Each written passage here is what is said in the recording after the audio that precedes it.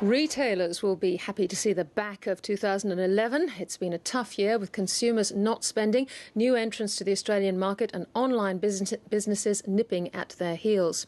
Two of the big players, Premier Investments and Harvey Norman, faced the shareholders today to tell them that unless the environment improves soon, 2012 could get a lot worse for the retail industry.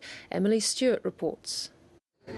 Even Premier's board members have to do their Christmas shopping, but what they'd really like is an early present from the Reserve Bank next week. I'd love that. If you ask me what I'd like for Christmas, that'd be in the top 5 presents. I think it should be up to 0.5%. I don't think 0.25% is going to make a difference at this point in time. I think they really need to make a statement here. Premier Investments owns a number of clothing brands, including Just Jeans and Portmans.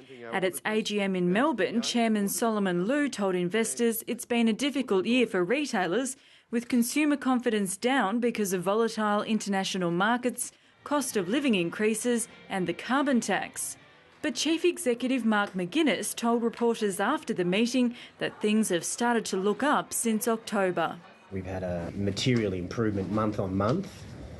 That being said, as most retailers know, it all comes down to the next 6 weeks, and so we do want to see a stable international macro environment.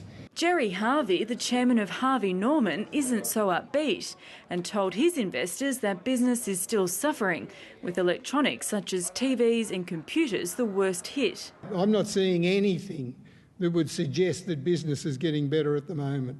And both retailers agree that if the Christmas period isn't a successful one, many retail employees could be out of a job early in the new year. Retailers are the biggest employers in the country, and if retailers don't have a good Christmas and don't have the right level of sales, then that's what comes under threat in the new year. And there are a number of retailers at the moment putting off staff. There are a number of retailers that are going out of business. So, if that continues at the rate that's been happening over the last 12 months, then, 2012 is not going to be a great year.